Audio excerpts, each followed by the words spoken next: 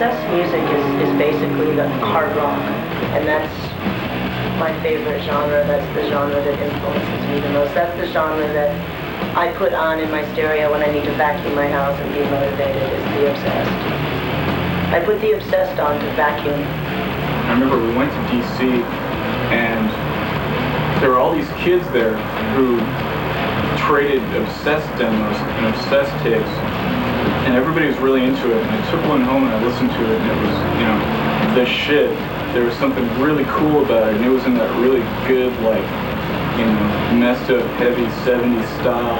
They're probably my favorite band that do heavy style of music, because it's not derivative at all. When you see them, there's really something going on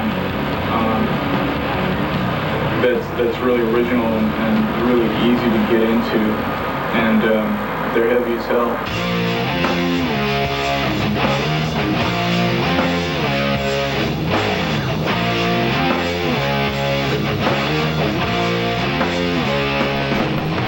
What is metal, okay?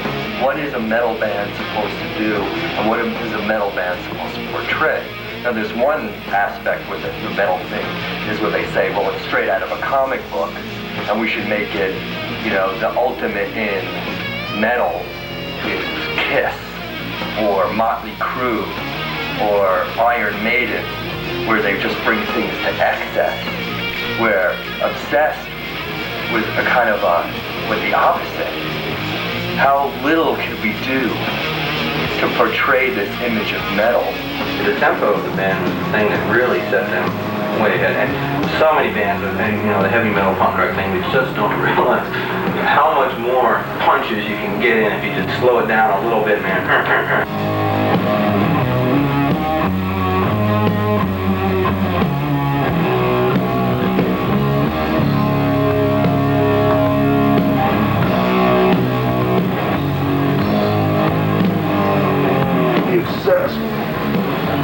To me was a subtle thing now. And if I'm gonna go off on Wino, all I can say is, once you're turned on to something, either you're gonna let it soak in or reject it. I think he's an amazing guitar player. He plays the kind of guitar I really like drinking Clorox all night long guitar. Like I smoke angel dust and wound people guitar. The guy's guitar playing sounds like Trouble, not the band, just the situation. There he goes. He goes up again.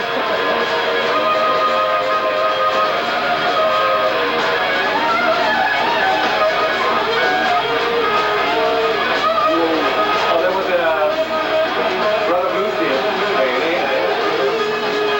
First second is here to Mad Dog thing. I think we got something to choose from. How does he fucking do that? I mean, how many hours a day did he practice to learn how to solo like that? Or did he come out of the womb like that? Did he come out of the lunar womb with a Strat soloing? If I locked myself in the shed for 10 years, I still wouldn't be able to play the guitar like Scott Weimer did. The Obsessed were very influential in the early days with the L7, when we always felt that LA really sucked, and there was a market and places to play in Europe, because we'd always hear stories about the Obsessed going to Europe and being very successful, and then they'd come home to LA and play with 4 or 5 people, which is our story as well. So they really sort of opened up this trail in Europe that we sort of followed through on. At the bottom, baby, there, no between. That's life's freedom, space queens, and depravity. Joe and I, when we first met, we first started talking, that was really the basis of our first conversation, was just what an epic, important, incredible band the Obsessed were, and just how much we loved them. Yeah, we worshipped them, you know.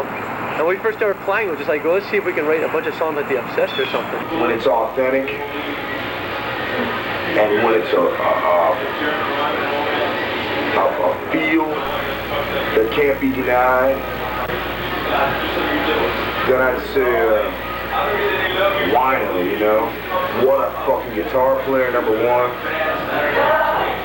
And he's one of my favorite singers. One of my favorite singers. Nothing much to prove, just soul-felt vocals. And if anyone could ask for more than that, then I'm not that particular person. Solo is the real, a total beat. By his hand, a lonely man, looking for a street side queen. We were playing the demo in the car one day, and Ian said, you know, The Obsessed have the sound of a man getting angry very slowly. And you're like, whoa, yeah.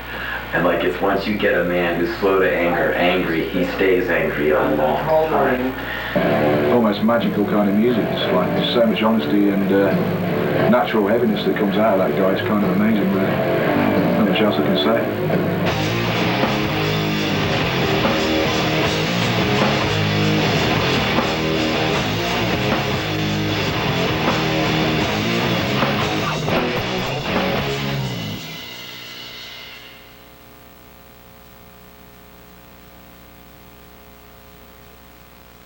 This is an Obsessed t-shirt that Dave put together, and it's a rare piece, and we think it's sweet. And you know who this is. I mean, that is Wino's veins right there, and that's his hair.